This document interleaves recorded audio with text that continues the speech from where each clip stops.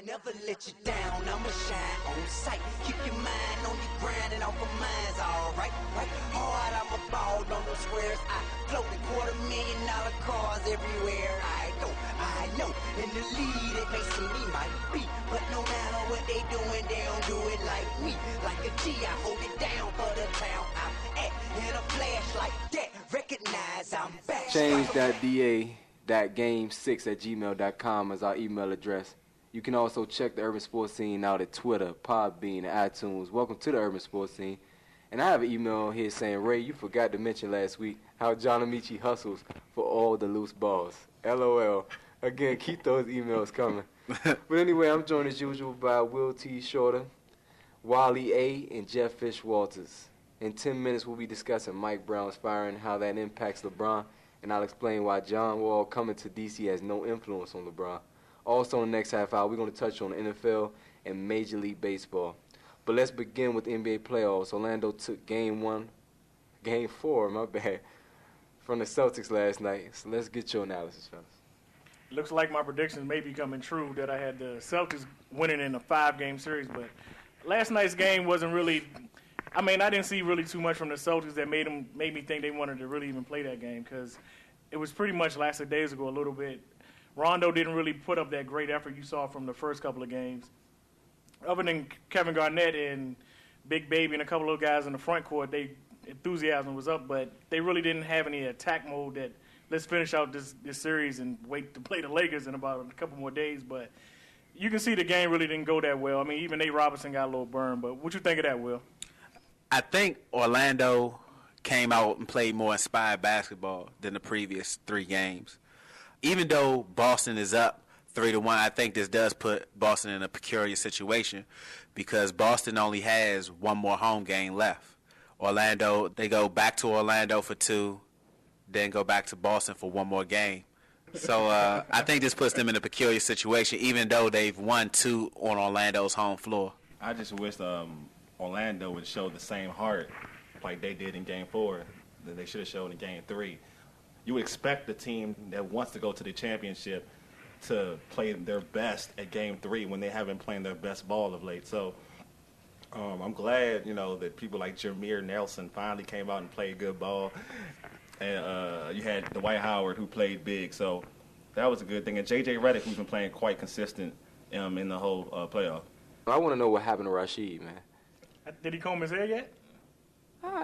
He don't need to comb his hair. He never combed his hair. I'm just saying what happened to him last night. Oh, he just didn't show up last night for some reason, man. He was getting texts and Doc Rivers wasn't having that, basically. Okay, where are the stats for that, production manager? Why do we don't have that? Why we got MLB standings in front of me right now? Because that's for the baseball stats. Maybe because they put up better stats last night than the Celtics did. No, I mean, the Celtics, they still almost won, even though they played a bad game. That's why I still think they'll take the series. But I think Orlando is going to go home and snatch this next game. I think what you just said is real telling. Even though the Celtics played a very bad game compared to the rest of their games throughout the series, this just shows that the Celtics are a superior basketball team to me than Orlando. Orlando, they played inspired for that one game, but I think this next game, the Celtics close it out. I don't want to get too far off topic with the game, but to me, Dwight Howard, has he become a dirty player or something? What happened to his Christian ways? No, he's just trying to get tough, that's all. I think what it is, he's been watching that basketball-wise. He's seen his child's mother on there, Royce Reed, see how she acting, conducting herself, and that's a reflection on him. So he's just taking out that aggression on the court. I mean, I'm glad to see him finally, to show that aggression that you really wanted. But, a couple plays last night, it was like, he kind of does it and just like, plays it off like he's some little kid or something. When I can't wait till Rasheed put like a hand to him or something and give him a fresh. Rasheed is about to be on IR and Scalabrini's about to come off the bench. You know what I'm saying? With his breast. Are they gonna give him that when he comes in the game? Who, Scalabrini? Yeah, because I remember they showed one part when they had won the game and everyone was walking off the court. He tried to give everyone dap and they just walked past. What are you saying? Are they isolating the white player though? They might be. They might feel the white little, team little rejection up in Is Boston. He the only white player on Boston? Yeah. I think so. I think so. They always got to have the only white person in Boston. Wow. That's tough. Because Boston is a white city, am I right? It's kind of reverse of the 80s when they only had like one brother on the team. So. Oh, they had DJ and what, Maxwell from the early 80s? I can't think of too many players. John Thompson. Oh, yeah, they had the Chief. Because he was Thompson always Jr.? chiefing. They gave him a stereotypical nickname, dog. Big Chief. But now let's talk about that L.A. and the Phoenix Suns game. That was pretty much a better game than In the game. That was pretty much a better game than we got from the Celtics and the Magic. I mean, Jared Amari Dudley. finally showed up. But no, I mean, Amari finally showed up for this series, so that's a good thing. I think Phoenix will take game 4. Jason Richardson had a good game last game, and this game, his jump shot's falling. So hopefully they'll keep having him on the move and help him. He'll keep What? curling. Man, you are in full form right now, man. I can't take this. Essentially with Wally, I think kind of to piggyback off what Wally said, I think the key to this series from here on out is going to be Phoenix zone.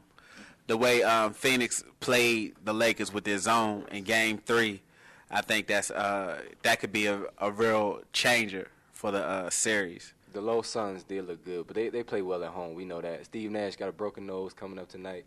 You think that's going to change how he plays? Nah, Steve Nash, he's a tough dude, man. I mean, he's from Canadian. Canada. He loves to play. He's a hockey player by birth, so, He's a soccer player, actually. Well, he played hockey. He's from Canada, man. He's a better soccer player. I mean, he plays soccer. Yeah, We all know that.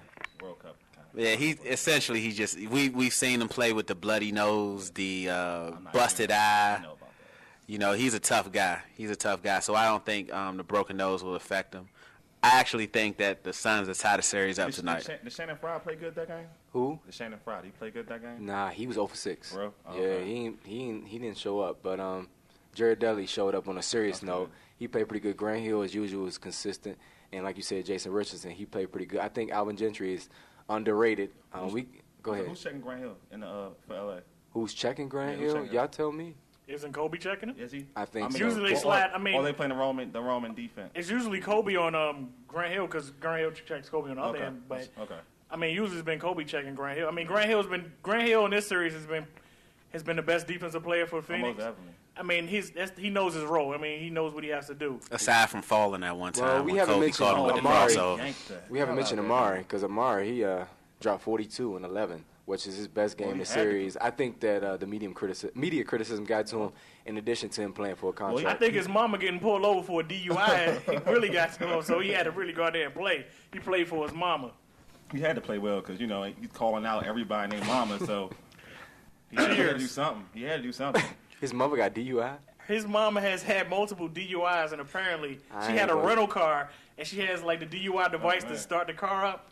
And Oh, boy. she got pulled over with the glassy eyes and the breath smelling like alcohol. Oh yeah, And Sir she- Charles. Her and Sir Charles Yeah. were riding together out in I Arizona. think I bought her a drink last week though, but she don't know how to hold her Sounds liquor. as though. reckless There you as go, LeBron starting James' up again, mom. fish. She's one of those loud moms. Dez Bryant's mom. We got a lot of LeBron James' mom. We got They need to Amari's have mom. a real NBA moms of the real professional sports mom or something. Anyway. Forget these housewives. Hey, Yeah, that that's might nice, work Miles. anyway. We the wheels are falling off again in the urban sports scene, man. But I wanted to make a point about Alvin Gentry. I think he's a good coach, and I think he made good adjustments so far, as evidenced by Game 3. I think Ron Jeremy did the same thing in Game 3. I mean, Game 4. He made a good adjustment by implementing the pick By and Ron roll. Jeremy, you mean? Did he do this in a porn Stand movie or van, something? stand or? Pick and the roll. pick and roll. Yeah. Pick and roll. Anyway, it's only 4 Rated teams XXX. remaining in the NBA playoffs, man, but it's still a lot of NBA news outside of the playoffs. We're talking NBA news, LeBron, Mike Brown when we come back. Before there were computer games and HD TV, cram courses and teaching to the test, there was this thing called imagination. A tool so powerful it could transport kids on the most amazing journeys of their lives, from outer space to center field at Yankee Stadium. It is for these journeys that Destination Imagination was created, an extraordinary after-school program in creativity and teamwork for every child. At Destination Imagination, teams are formed and challenges are met with a whole lot of imagination. And while we can't guarantee it'll get your kid into Harvard or onto American Idol, we're pretty sure that Destination Imagination will be the most important journey they make this year. Maybe any year. Parents, teachers, start a Destination Imagination team by calling 888-321-1503 or visit DestinationImagination.org. That's DestinationImagination.org. Welcome back.